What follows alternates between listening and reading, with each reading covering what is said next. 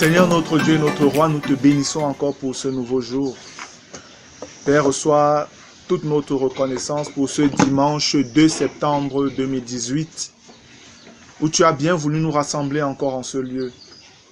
Papa, merci une fois de plus pour le soutien que tu nous as apporté pour la série d'enseignements que nous avons eu sur Romains 5, 6, 7 et 8. Père, nous sommes là maintenant afin d'être davantage instruits par toi au travers de ton Saint-Esprit.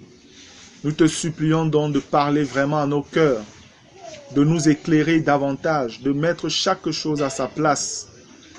Tu connais les manquements, tu connais les points d'ombre, Seigneur, de tes enfants. Je prie que tu accordes la liberté à chacun et à chacune de pouvoir s'exprimer librement dans ta présence au nom de Jésus-Christ. Amen. Amen. Gloire à Dieu. Voilà, bien-aimés. Là, nous avons réellement terminé avec notre série d'enseignements. Mais nous entrons dans la phase, je dirais peut-être de questions-réponses. S'il y en a qui ont des questions et des questions. Et les uns et les autres peuvent se sentir libres d'apporter des réponses aux questions qui seront posées.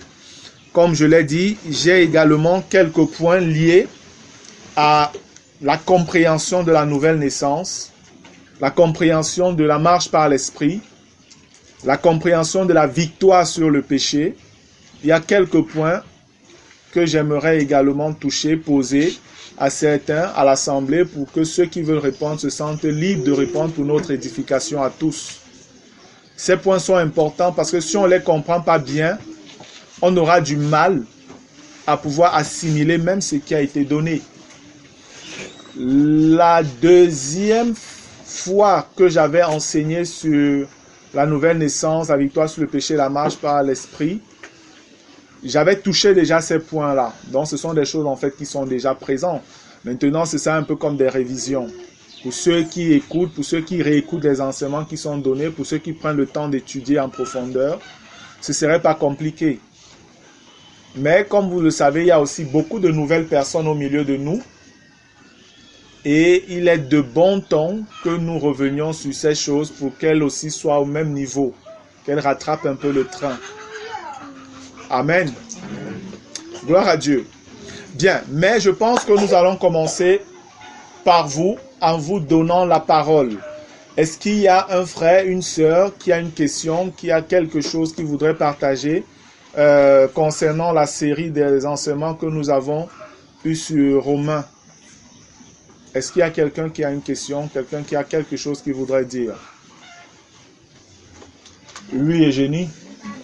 J'avais une question par rapport à la mort dans le contexte dont tu parles souvent. C'est quand tu nous conseilles souvent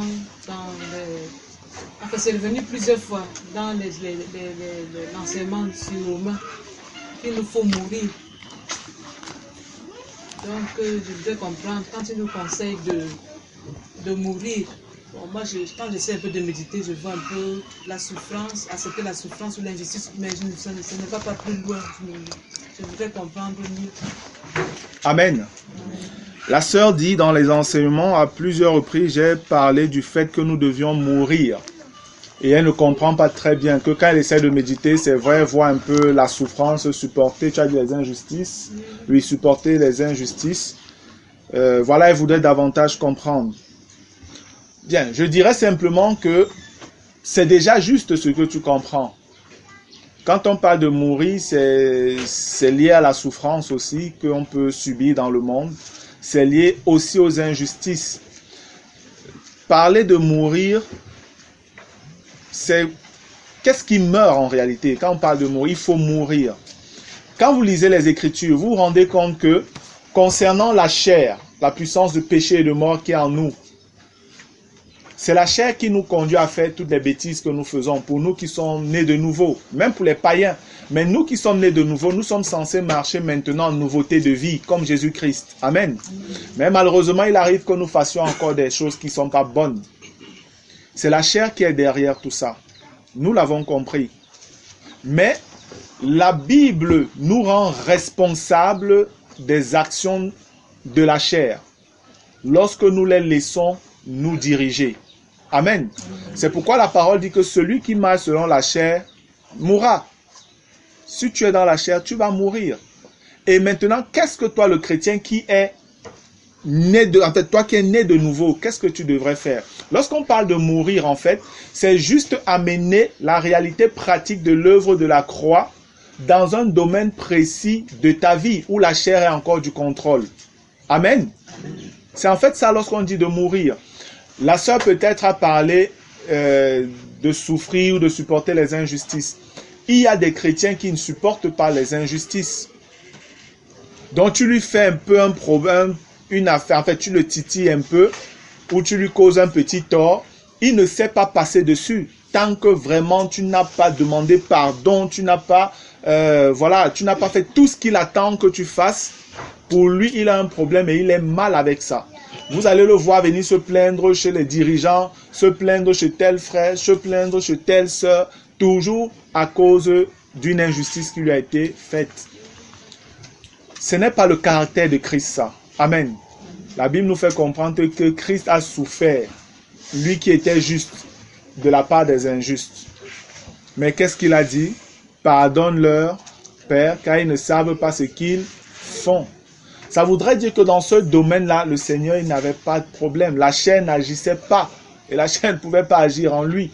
Et c'est ce que le Seigneur attend de nous. Dans tous les domaines de notre vie, il y a toujours des points où nous devons mourir. Et les points où nous mourrons, où nous devons mourir, sont des points que nous défendons encore par la chair.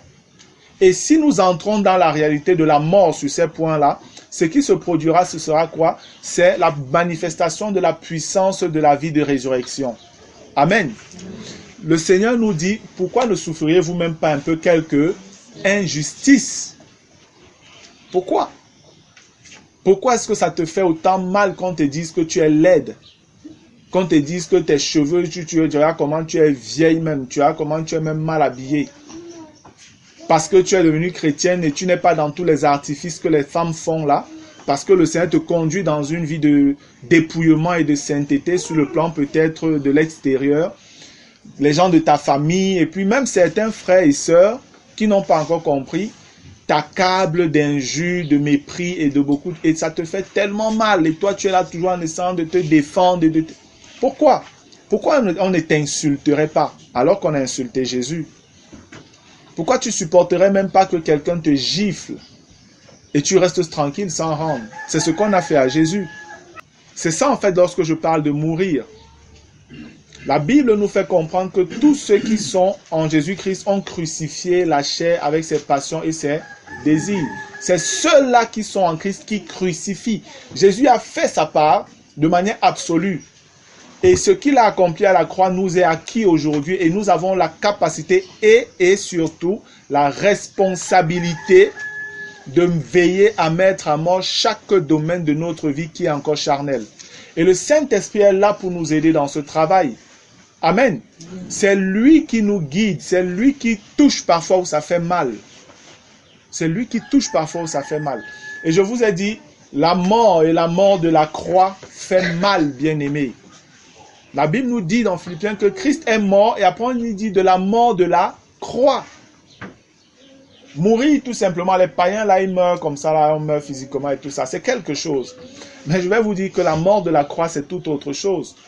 Parce que dans un certain état tu es vivant, parce que tu es né de nouveau, tu es vivant.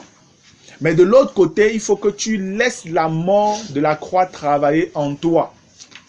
Et ça, très peu de personnes, très peu de chrétiens l'acceptent. C'est ça, en fait, le processus de sanctification, de perfectionnement dans la vie du chrétien. Amen. Donc, quand on dit il faut mourir, on ne meurt pas de manière générale. On meurt à petit feu. Je vais dire ça comme ça. Quand on dit on meurt à petit feu, c'est que Dieu prend un point, il touche et il doit régler ça. Si tu es quelqu'un qui est porté à la jalousie, le Seigneur doit gérer le problème de la jalousie parce que la jalousie est une œuvre de la chair. Si tu es quelqu'un qui est colérique, le Seigneur doit pointer un jour le problème de la colère. Et il va falloir qu'il règle ça parce que Christ n'est pas quelqu'un qui est colérique. Il se met en colère, mais il n'est pas colérique. Colérique, c'est quelqu'un qui n'arrive pas à avoir une maîtrise de soi. Pour une petite chose, bang, il a explosé. Non, le Seigneur n'accepte pas ça. si tu es quelqu'un qui est violent, tout ça doit passer à la croix. Et chaque enfant de Dieu a un domaine de sa vie ou des domaines de sa vie qui doivent passer par la croix. C'est ça le processus de perfectionnement. Si tu refuses de mourir, tu es sur place, tu ne vas pas grandir. Mais si tu acceptes de mourir et de la mort de la croix, alors tu grandis au jour le jour. Amen. Tu vas de progrès en progrès. C'est ça quand on parle de mourir. Et on parle de mourir parfois à soi. Quand on dit mourir à soi, ça peut prêter un peu à confusion. Parce que mourir à soi, on parle de qui? Celui qui est né de nouveau, en réalité, dans sa nature, n'a plus besoin de mourir. Au contraire, il doit être vivant. Amen. Il doit être vivant. Mais comme la chair est en lui, et la chair l'entraîne à certaines choses, Dieu parfois, même pas parfois, le Seigneur dans les Écritures, nous identifie ce que la chair fait en nous. Le Seigneur parfois identifie ça à nous directement parce que cette chair est en nous et nous avons la responsabilité de la discipliner. Regardons un peu dans Éphésiens au chapitre 2. Éphésiens le chapitre 2, je vais lire à partir du verset 1. Vous étiez morts par vos offenses et par vos péchés, dans lesquels vous marchiez autrefois selon le train de ce monde, selon le prince de la puissance de l'air, de l'esprit qui agit maintenant dans les fils de la rébellion. Le verset 3 dit, « Nous tous aussi nous étions de leur nombre, et nous vivions autrefois selon les convoitises de notre chair. » Le Seigneur ne dit pas simplement de la chair, il dit de notre chair. Après, il continue en disant, « Accomplissant les volontés de... » Ici, il dit de la chair. Et après, il dit, « Et de nos pensées. » Et nous savons que toutes les pensées que nous avions venaient de la chair. Mais le Seigneur nous donne de comprendre, vous êtes responsables. Vous êtes responsables de nos pensées et nous étions par nature des enfants de colère comme les autres. Lorsque vous regardez dans Romains au chapitre 7, Romains 7, je lis à partir du verset 18, il est écrit, « Ce qui est bon, je le sais, n'habite pas en moi, c'est-à-dire dans ma chair. J'ai la volonté, mais non le pouvoir de faire le bien. Car je ne fais pas le bien que je veux et je fais le mal que je ne veux pas. » Le verset 20 dit, « Et si je fais ce que je ne veux pas, ce n'est plus moi qui le fais, c'est le péché, c'est la chair qui habite en moi. » Mais comment se fait-il? Si c'est dans le péché, si c'est la chair qui habite en moi qui fait cela, qui commet le péché, qui fait toute qui viole la volonté de Dieu, pourquoi est-ce que moi je suis donc puni? Pourquoi je serais puni?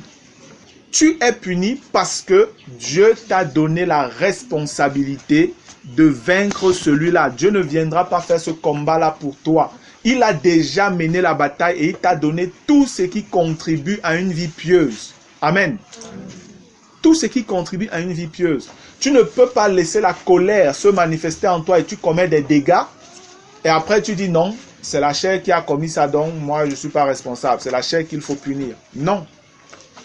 Tu es responsable devant le Seigneur. C'est en ce sens qu'on pourrait te dire, bien-aimé, il faut mourir à la colère. En fait, quand on te dit il faut mourir à la colère, tu devrais comprendre, frère, amène la chair de la colère là à la croix. Amen. Est-ce que ça va, c'est bon? Gloire à Dieu. Une autre question? Oui, oui, c'est Stéphanie. Oui, vas-y. Je bénis le Seigneur pour la question de la sœur parce que moi-même j'ai eu ce même problème comme je le disais, surtout sur Romains 6. Et je me posais la question que comment est-ce qu'on dit mourir? Et il y a un peu l'image de ce cieux vivant vis-à-vis d'un os et le même chien mort vis-à-vis d'un os qui ne réagit pas. Et je me posais la question à savoir que le chien devant l'os vivant réagit facilement et devant l'os mort, il passe même des journées, il ne réagit pas. Mais pour lui, c'était possible et facile parce qu'il était vraiment mort, absolument. Alors que moi, je suis vivant. j'entends, je vois, je peux parler. Les éléments qui peuvent me pousser facilement devant une situation de tentation par rapport au péché, à vite d'y agir et de me retrouver dans le péché. Et pendant que je méditais comme ça et je me posais les questions, j'ai reçu dans mon cœur que ce n'est que par la foi en ce que la parole dit de moi. Je suis mort en Jésus, la foi en cette parole-là, que je peux avoir la victoire sur le péché. Et ça m'a vraiment béni, j'ai compris. J'étais débloquée en fait. Amen. Gloire à Dieu. En fait, ce que la sœur est en train de dire, ça a été expliqué dans Romains 6. Parce que c'est vrai, nous sommes vivants en Christ. Il y avait l'image, comme elle dit, l'image d'un chien vivant et d'un chien mort devant un os. Le chien vivant devant l'os va réagir. Le chien mort devant l'os ne peut pas réagir parce qu'il est mort. L'os ne l'intéresse plus, ça n'a plus d'intérêt pour lui. Mais c'est la position dans laquelle, en fait, nous devons continuellement être. C'est ce que Dieu dit. Parce que c'est une réalité aussi. La foi chrétienne est tellement riche et variée que nous devons toujours faire attention pour comprendre chaque chose selon son contexte. Toujours. Parce qu'il suffit de changer simplement le contexte pour perdre totalement le fil d'une idée ou d'une pensée ou même d'une vérité. Parce que ce que la sœur vient de dire, quand on prend Romains le chapitre 6, je lis à partir du verset 5.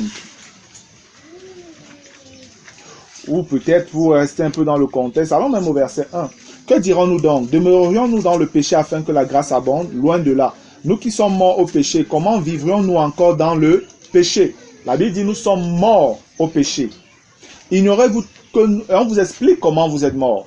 Ignorez-vous que nous tous qui avons été baptisés en Jésus-Christ, c'est en sa mort que nous avons été baptisés.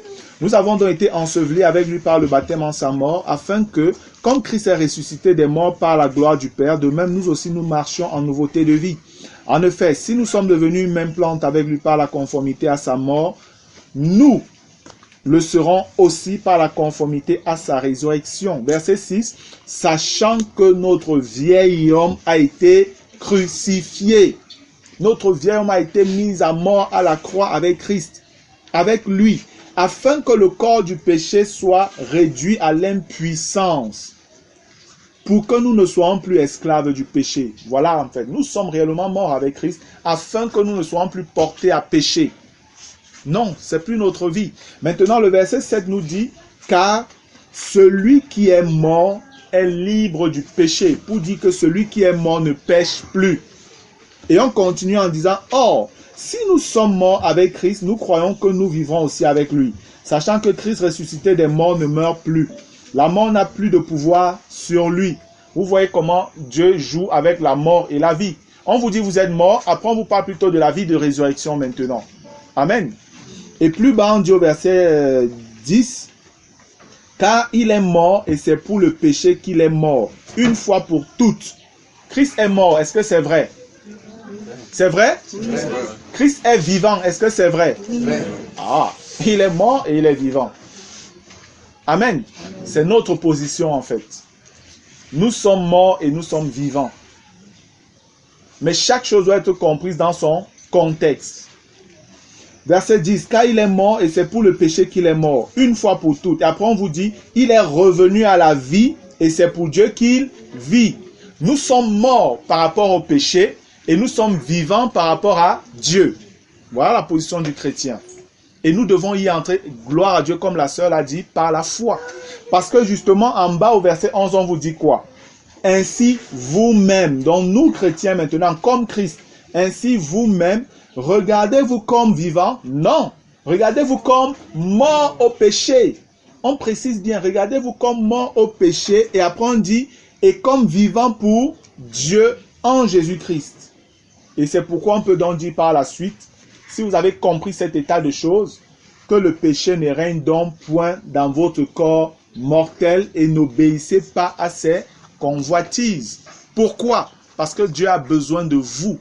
Et c'est pourquoi le verset 13 dit, ne livrez pas vos membres au péché comme des instruments d'iniquité, mais donnez-vous vous-même à Dieu comme étant vivant, de mort que vous étiez.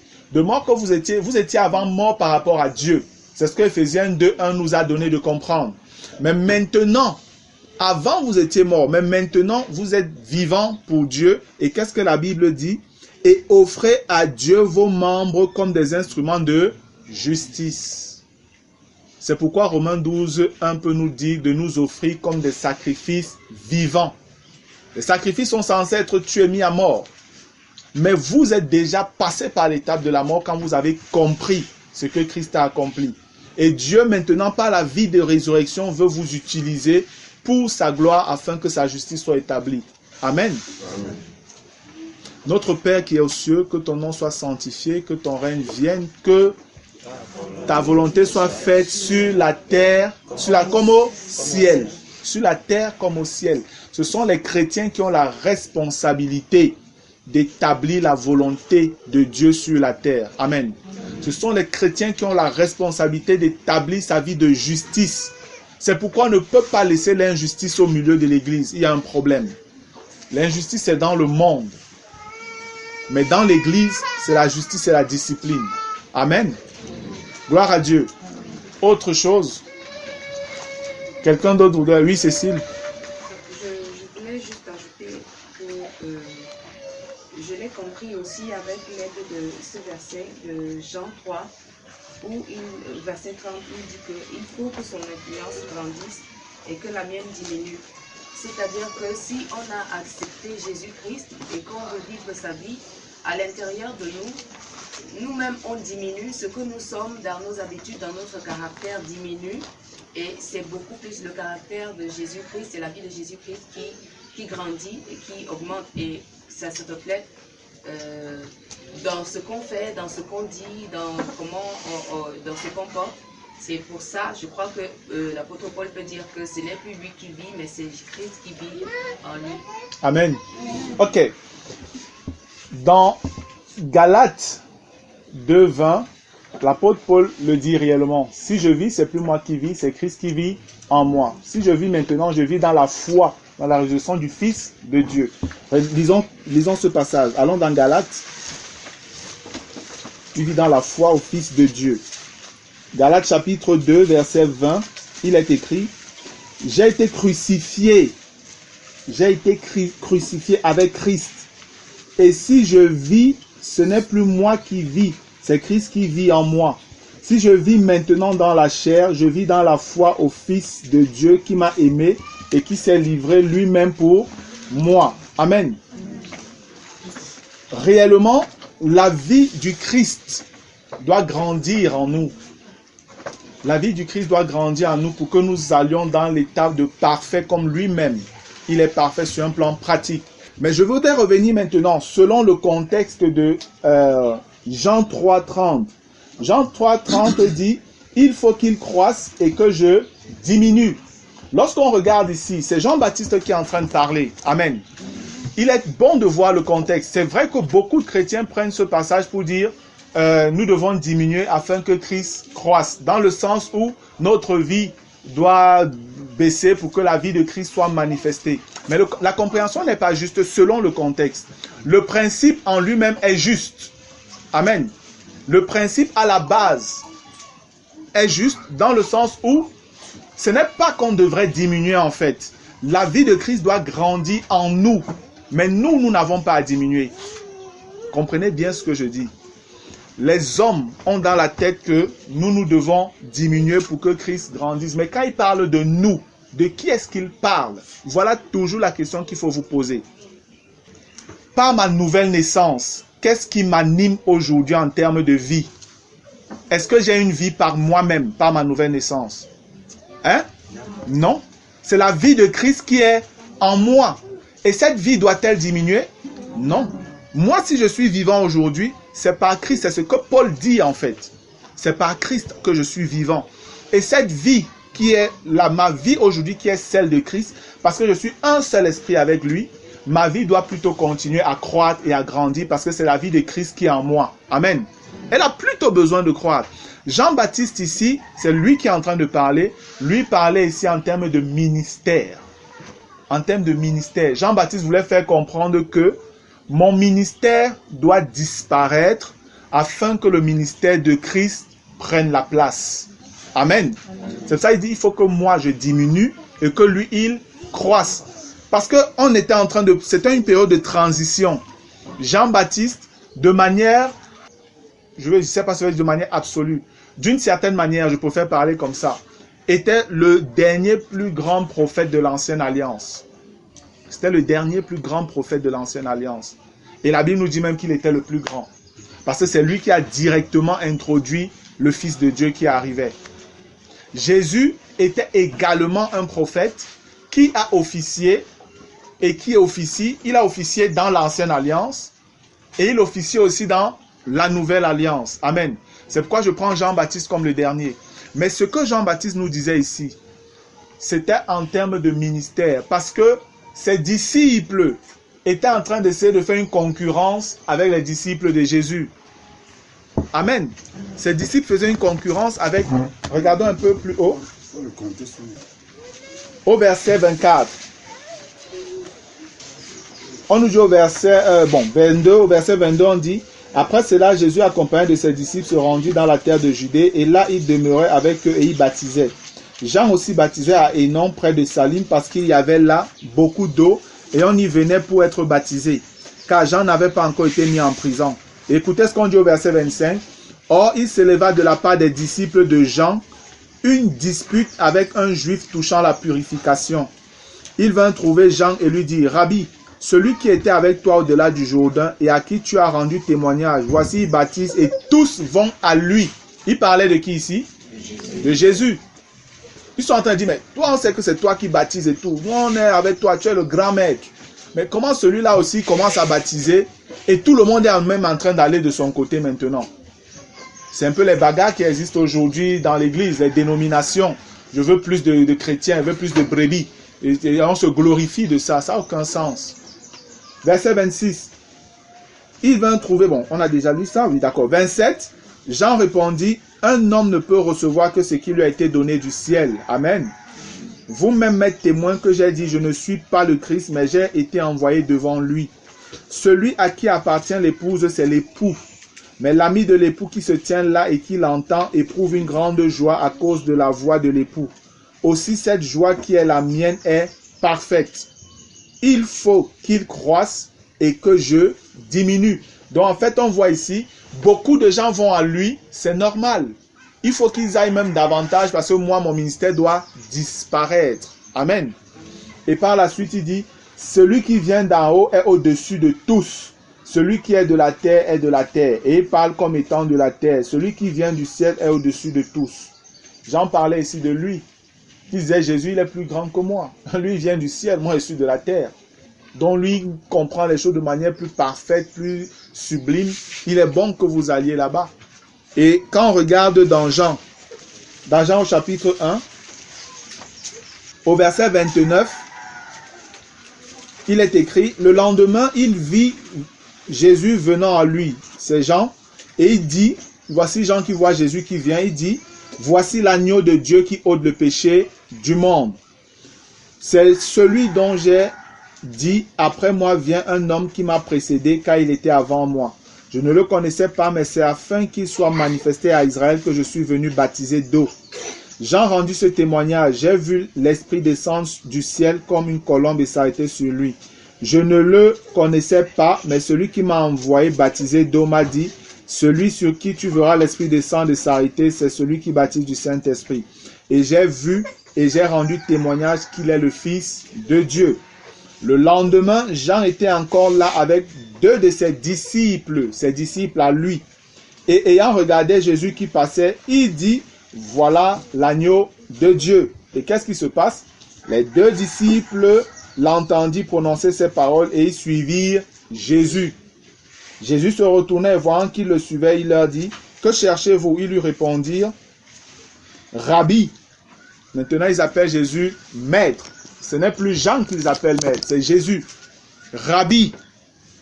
Rabbi, c'est qui signifie maître. Où demeures-tu? Venez leur, dit-il, et voyez. Ils allaient et ils virent où il demeurait et il restait auprès de lui ce jour-là. C'était environ la 10e heure. Amen. Donc, Jean-Baptiste connaissait exactement quelle était sa place. Il connaissait exactement quel était son ministère. Il savait qu'il n'était que, voilà, un pauvre petit serviteur comme nous tous. Et le maître devait prendre pleinement ses responsabilités. Amen. C'est pourquoi il pouvait dire, il faut que vraiment, moi je diminue et que lui, il croisse, qu'il fasse ce qu'il a à faire. Amen. Mais ça ne parlait pas de notre vie. Notre vie en nous, la Bible nous donne de comprendre que nous devons aller de progrès en progrès. Amen. Christ doit davantage être formé en nous parce que c'est la vie de Christ qui est en nous. Nous, nés de nouveau là, nous, un seul esprit avec Jésus, nous devons croître, nous devons grandir. Nous devons atteindre la stature parfaite de Jésus.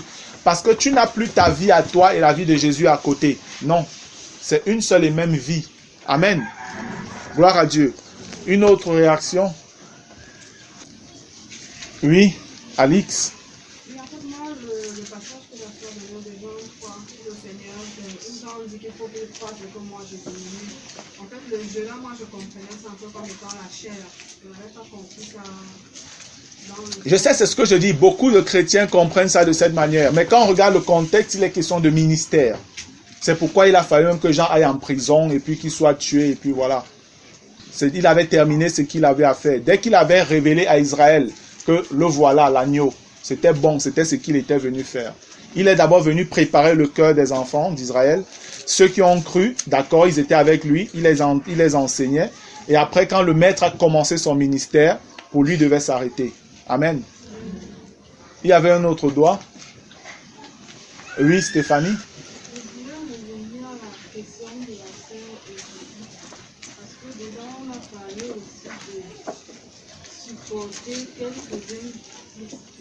J'avais une question par rapport à ça, parce que pendant que je lisais aussi l'enseignement d'une sœur sur la foi, il y a quelque part qu'elle disait que Christ, la vie du pécheur, Christ a cloué le pécheur à la croix, de telle sorte qu'il ait la victoire sur le péché, non en supportant le péché, mais en mourant par rapport au péché.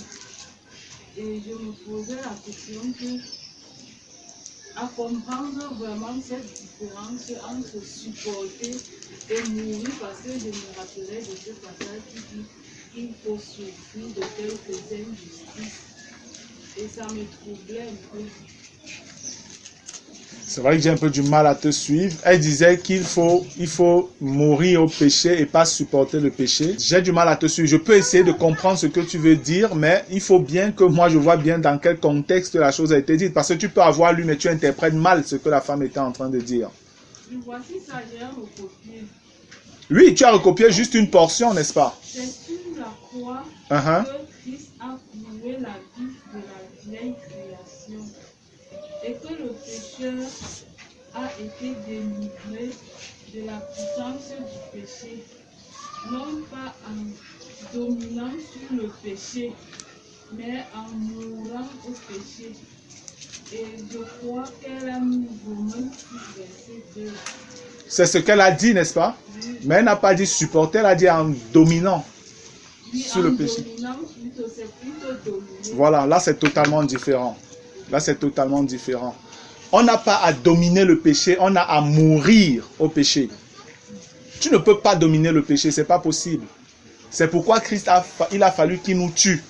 Parce que dominer le péché, c'est essayer de résister par tes propres forces à avoir la victoire sur le péché. Et la Bible te dit que c'est totalement impossible. La chair est beaucoup plus forte que toi.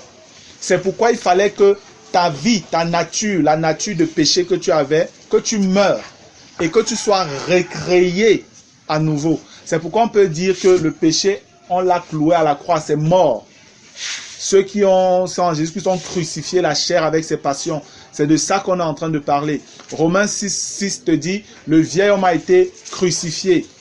Romains 6:2 te dit, nous tous qui avons été baptisés en Jésus-Christ, nous avons été baptisés en sa mort. Amen. Donc, on n'a pas à essayer de dominer le péché. C'est comme je vous expliquais avec Romains, c'était Romains 13, je pense, ou Romains 12. Regardons un peu ça. Parce que voilà un autre problème qui crée. Romains 12, verset 4. Hébreux, pardon, qu'est-ce que je dis? Hébreux 12, verset 4. Hébreux 12, verset 4. J'aime tellement le livre de Romains que je le cite partout. Vous n'avez pas encore résisté jusqu'au sang en luttant contre le péché. Ça, c'est un verset qui m'a beaucoup dérangé, qui m'a causé beaucoup de problèmes. Et c'est pendant cette dernière série d'enseignements sur Romains que le Saint-Esprit m'a éclairé là-dessus. Parce que dans ma vie pratique, je savais que moi, je ne lutte pas contre le péché. Je vis tout simplement. Amen. Dans la foi de ce que Christ a accompli, je vis. J'ai compris le mécanisme de mensonge de la chair. J'ai compris l'action du Saint-Esprit dans ma vie par la parole de Dieu. Donc, je n'ai plus de soucis avec le péché. Mais pourquoi est-ce qu'on me dit en luttant, voilà, en luttant contre le péché, est-ce qu'on a besoin de lutter? Non. Parce que quand on lutte, c'est qu'on n'est pas éclairé. Amen. Le chrétien qui marche par l'esprit est dans le repos. Il ne lutte pas. Sa bataille, c'est dans le repos qu'il amène. Jésus est un très très grand combattant. Amen. Mais jamais vous n'avez vu Jésus se précipiter à faire quelque chose. Il était toujours dans le temps. La mer est en train de s'agiter, dans l'eau entre dans la pirogue sur le bateau. Ça tangue de tous les côtés. Le cœur des apôtres est déjà sorti. C'est même au niveau des talons. Jésus est en train de dormir. Amen. Il est en train de dormir. No stress. Il ne lutte pas. Et quand il se lève, une seule parole, les choses se calment. Alléluia. Il est le maître. Alléluia. Parce qu'il est le maître. Donc, ce passage de Hébreux 12, 4, ça ne parle nullement du fait que toi, chrétien, tu dois lutter avec la fornication, tu dois lutter contre la masturbation, lutter contre les mauvaises pensées, lutter. Tu vas lutter jusqu'où? Pendant que tu fais ça, la chair, elle est contente. Elle est contente. C'est toutes tes agitations-là qui l'animent même davantage. Ici, il est simplement question des gens d'Hébreux 11. Des personnes d'Hébreux 11. On te parle des gens, des héros de la foi qui ont perdu leur vie parce qu'ils sont restés sur le terrain de la justice de Dieu. Amen. Ils ont refusé le mal, ils n'ont pas accepté le péché et à cause de ça, on a dû parfois les tuer. Les rois ont dû tuer des prophètes qui ne voulaient pas se compromettre. Des prophètes qui annonçaient fidèlement la parole de Dieu. On les a jetés dans des puits, les nourrissant simplement avec de l'eau et du pain sec. Tout ça, ils n'ont pas rechigné, ils n'ont pas abandonné. Ils sont restés fidèles parce qu'ils s'opposaient au péché. Amen. C'est la même chose que nous, chrétiens, nous devons faire. Nous sommes sur la terre, les autorités sont là. Nous devons nous soumettre aux autorités. Mais quand les autorités établissent des lois qui violent la loi de la plus haute autorité qui est Dieu, l'Église doit parler. Amen. L'Église doit parler. Et c'est la résistance dont il est question. Ce n'est pas une résistance violente. Non, on n'est pas dans la violence. Mais on doit leur faire comprendre ce que vous faites est injuste. Ce n'est pas la volonté de Dieu. En Europe, en France, en l'occurrence, dès demain, ils entrent dans leur système éducatif avec des lois sur l'éducation sexuelle abominable là aux enfants. Il faut que les chrétiens résistent. Et ils vont résister de quelle manière? Comment? Ils peuvent décider, je n'envoie plus mon enfant à l'école tant que cette loi est toujours en vigueur. C'est une manière de résister. Et qu'est-ce qui se produira par la suite? Déjà en Europe, il est arrêté que tous les enfants qui naissent, même à l'école, ça doit être appliqué, doivent subir 11 vaccins. C'est obligatoire. 11 vaccins. Et les parents qui vont refuser de soumettre leurs enfants à cela doivent aller en prison. Est-ce que vous comprenez ça? On t'oblige à faire vacciner tes enfants. Tu refuses, c'est la prison qui t'attend. Et je suis persuadé que ça va arriver également pour la loi de cette dame Chiappa et tout ça là. Ça va arriver également là-bas. On va sûrement dire, les parents qui vont refuser d'envoyer leurs enfants à l'école doivent rendre compte. En Allemagne, il y a un père qu'on a arrêté comme ça et qu'on a mis en prison parce qu'il a refusé que sa fille suive ces affaires d'éducation sexuelle-là. On l'a arrêté, on l'a mis en prison.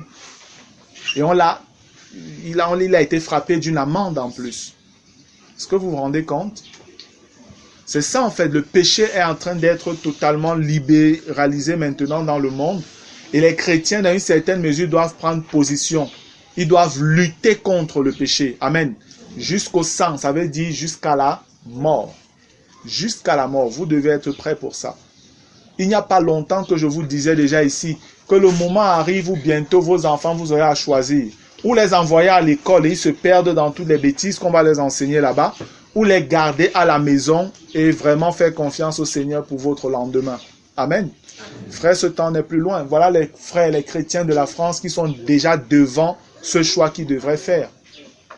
Et ce sont des signes en même temps qui nous montrent que l'enlèvement n'est plus loin. Gloire à Dieu. Pour moi, je me réjouis. Chaque fois que je vois ces choses abominables être mises en avant comme ça, c'est vrai, ça peut choquer au départ, mais après je me dis, mais gloire à Dieu, Seigneur. Si c'est que des choses comme ça se produisent, c'est que, voilà, tu es proche. C'est que tu es proche. Amen. Autre chose. Oui, Philippe. J'ai une question par rapport à la résistance du péché. Je vais prendre un exemple. Si par exemple, moi j'ai un problème avec le vol, que j'arrive, je vois quelque chose pour voler, est-ce que je dois simplement me conduire avec, prendre la chose et dire Seigneur, tu vas me délivrer? Ou alors quoi?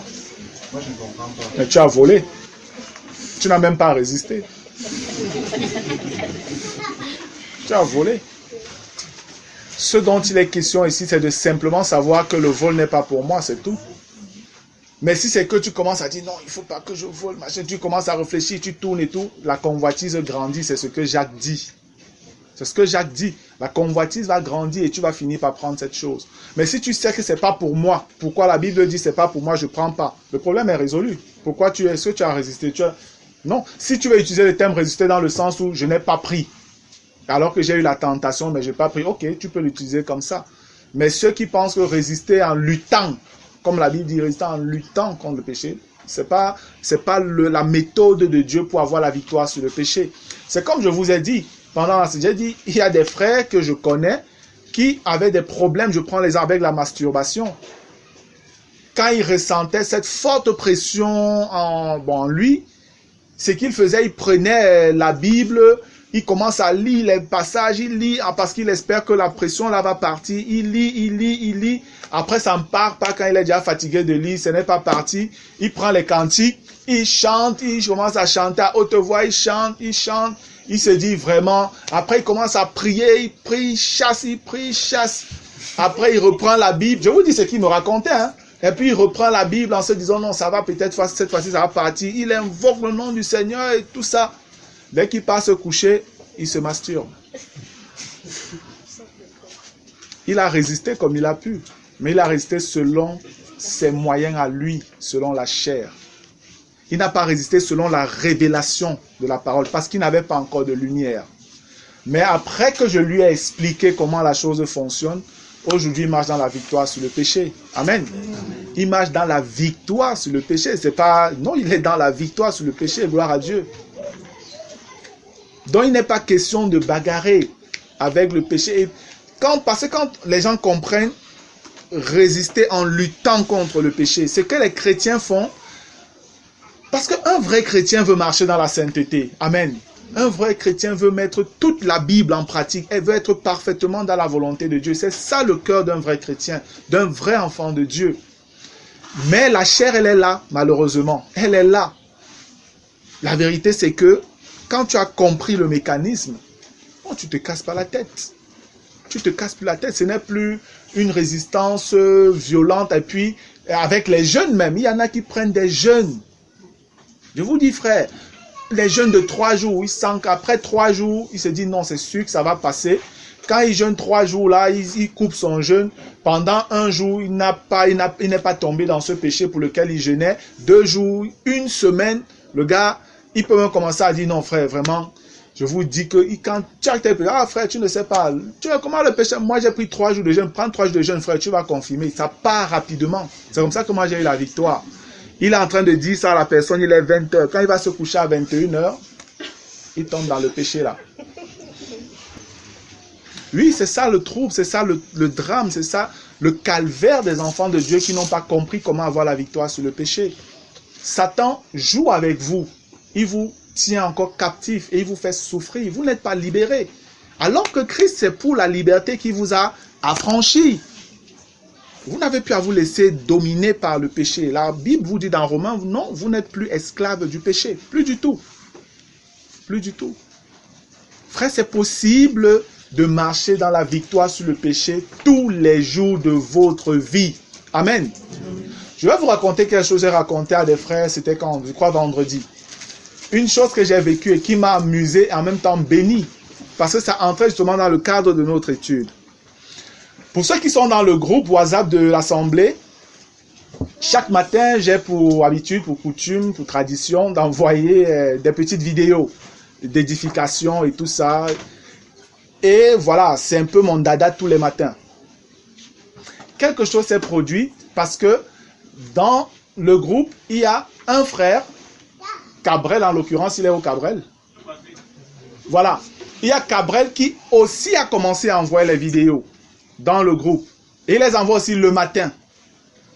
La première fois qu'il envoie, je ressens dans la question qui me vient dans le cœur, c'est pourquoi il envoie la vidéo? Bon, vraiment, c'est venu comme ça et puis j'ai pas pris ça en compte. C'est passé parce qu'il a envoyé après que j'ai envoyé une vidéo. Lui aussi a envoyé sa vidéo à lui.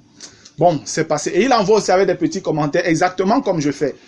Et donc, c'est passé. Le lendemain, il envoie la vidéo et il envoie la vidéo même avant moi. Là, ce que je reçois, c'est, mais est-ce qu'il est en train de faire la concurrence avec toi? Pourquoi il envoie la vidéo? Il l'envoie même avant toi. Dès que j'ai ressenti ça, je me suis dit, attends, ce sentiment vient d'où? Parce qu'en fait, c'était la jalousie. Amen. C'était la jalousie qui était en train de naître. Dès que j'ai ressenti ça, directement, j'ai senti que, il s'est réveillé, celui-là. Directement, j'ai souri. Et quand je souris, en fait, ce qui vient, c'est, n'est-il pas écrit, imitez vos conducteurs? Et j'ai béni le Seigneur. Amen. Est-ce que j'ai bagarré pour avoir la victoire? Est-ce que j'ai péché? Non, je n'ai pas péché. Une œuvre de la chair, c'est quoi? La jalousie. La jalousie est une œuvre de la chair, je le sais. Et on connaît le sentiment de la jalousie. On connaît le sentiment. Regardez, une petite chose aussi bénigne. La chair attend la plus petite occasion pour attaquer. Ce qui aurait pu se passer si j'étais charnel et que je ne savais pas, ce qui allait se produire, c'est que quand j'allais commencer à voir Cabrel, même souris avec lui, ça allait devenir un problème. Oui, ça allait devenir un problème. Quand il allait me venir pour me poser une question, il allait dire que, mais n'est-ce pas toi aussi tu es spirituel? Et en fait, la chair a réussi à faire ce que Satan, la Bible, le Seigneur nous révèle. Elle vient pour diviser, pour détruire, pour tuer. Il y en a qui tombent justement dans ces travers à cause de l'ignorance. La chair, elle a toujours pour tenter et elle tentera toujours. Je vous dis, si Satan allait jusqu'à tenter Dieu, Jésus là, vous pensez que toi tu es qui pour qu'il ne te tente pas? Tu es qui? C'est pourquoi je dis, ne croyez pas ces hommes de Dieu qui vous disent qu'ils n'ont plus jamais de mauvaises pensées. Ce n'est pas vrai. Je peux encore comprendre qu'ils me disent, ils ne pêchent plus, ils n'ont plus de point à le pécher. Je dirais amen parce que c'est biblique. C'est possible. Mais la bataille, elle est toujours là. La chair va toujours attaquer. Mais nous devons être prêts. C'est pourquoi on vous exhorte à lire la Bible, bien-aimés. C'est pourquoi on vous met même la pression pour que vous lisiez la Bible. Si vous n'avez pas l'habitude de lire la Bible, quand même vous écouterez, n'est-il pas écrit? Ou alors quand on dit, bon, imitez vos conducteurs, tu ne vas rien comprendre. Tu ne vas même pas savoir de quoi il est question. Mais ce que tu vas plus écouter et regarder, ce sera ce que Cabrel a fait. Qu'est-ce que Cabrel avait fait de mal? Rien. Lui aussi contribue à bénir, à édifier ses frères et ses sœurs. Ce qui est lié à la volonté de Dieu. Amen. Cabrel devrait être béni. Amen. Amen. Mais la chair dit, il faut le frapper. Il faut le maudire. Il faut. Moi, cette expérience, dès que je l'ai capté comme ça, je me dis non, il faut que je partage ça avec les frères. C'est assez pratique. Amen. C'est aussi simple que ça. Pourquoi je vole? Comment tu fais pour voler? Comment un chrétien fait pour voler? Sérieux. S'il y a une chose où parfois nous chrétiens, parfois on tombe facilement, et même moi, c'est le mensonge. Et je vous explique de quoi il est question. Le chrétien jamais ne va méditer un mensonge pour le sortir. Amen. Jamais. Un vrai chrétien ne va pas rester là et réfléchir. Vous savez, les païens, quand ils savent qu'ils ont fait une chose, le gars s'assoit, ils méditent le mensonge qu'ils doivent balancer à quelqu'un pour s'en sortir. Il n'a pas de pression. Et quand il fait son coup, il est content. Il vient rendre témoignage à ses amis que, gars, je l'ai eu. Il est content. Le chrétien ne ferait pas ça. Si un chrétien va jusque-là, il atteint un autre niveau, frère. C'est qu'il faut faire attention. Peut-être il n'est même pas né de nouveau. Un chrétien qui se prépare, quitte chez lui et vient et commence à mentir aux frères librement, je vous dis, c'est un signe fort que non, toi tu ne connais pas Dieu, tu n'es même pas né de nouveau. Il y a un problème quelque part, sérieux, un réel problème. Mais par rapport au mensonge, quand je dis parfois ce sont des choses qui arrivent, tu peux être dans une situation où tu es là comme ça, on te pose une question, sans trop réfléchir, tu donnes une réponse. Sans trop réfléchir, tu donnes une réponse et c'est plus tard que tu te rends compte que non, ce que j'ai dit là n'était pas véritablement juste. Amen. Ça m'est souvent arrivé, que ce soit au boulot, que ce soit envers ma femme et tout. Et c'est après que tu te rends compte que non, attends, qu'est-ce que j'ai même dit? C'est même vraiment ça. Non, c'est pas ça. Tu corriges. Amen.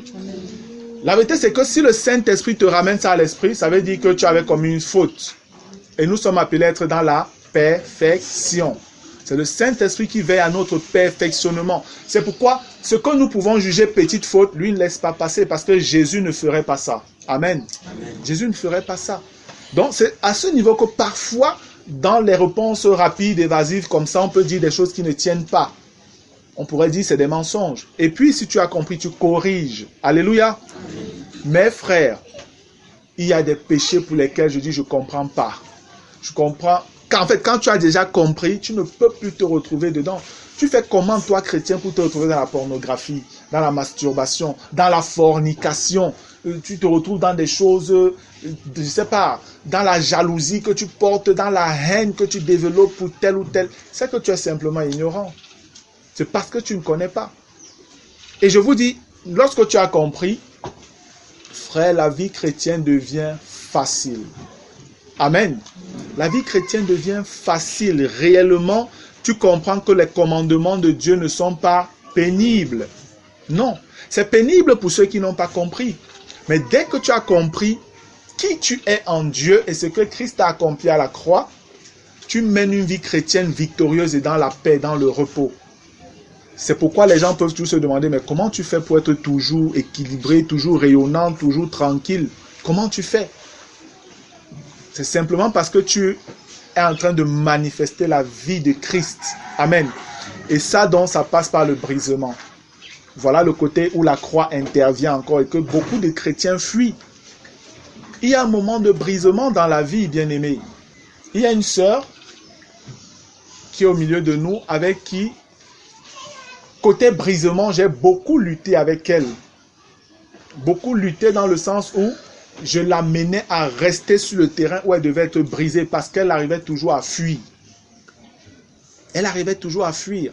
Dès qu'elle était sur un terrain, elle commence à avancer. Quand c'est chaud, elle est de l'autre côté. Après, c'est les mêmes problèmes et tout. Tu dois revenir encore à zéro et tout ça. Mais aujourd'hui, lorsque tu regardes un peu cette sœur fonctionner, elle a totalement changé. Il y a vraiment quelque chose qui est en train de grandir. Tu vois vraiment la vie de Christ. Tu vois davantage l'amour dans sa manière de fonctionner. Et le discernement même. Et aujourd'hui, c'est l'une des rares sœurs qui me parle quand elle a quelque chose à me dire. Si c'est qu'elle estime que non, j'ai dit ça qui l'a peut-être dérangé, ou bien elle estime que ça, j'ai dit ça n'a pas tenu, c'est l'une des rares qui a le courage de venir me dire que frère, excuse-moi, tu as dit telle chose, bon, moi voici comment j'ai compris, c'est ce que ça tient vraiment ce que tu as dit là. Amen. Et moi, j'ai besoin d'avoir des sœurs comme ça à côté de moi. Amen. Amen. En fait, il s'agit de la sœur Hélène. C'est la sœur Hélène. Hélène, au départ, quand elle arrivait ici, pour ceux qui la connaissent, Hélène est venue, je ne sais pas, vous savez, peut-être comme quand le cochon va en brousse, il avait les herbes partout, celui-là comme ça. Il fallait arracher tout ça. Il fallait arracher. Et je vous dis, c'était une guerre, une bagarre. Mais aujourd'hui, Hélène, quand tu la vois, quand moi je la vois, je me dis, tout Seigneur Jésus, tu es merveilleux, tu es réel, tu es puissant. Parce qu'il n'y a que Jésus pour changer quelqu'un de cette manière-là. Amen. Il n'y a que Jésus pour faire ce qu'il est en train de faire dans la vie d'Hélène. Gloire à Dieu.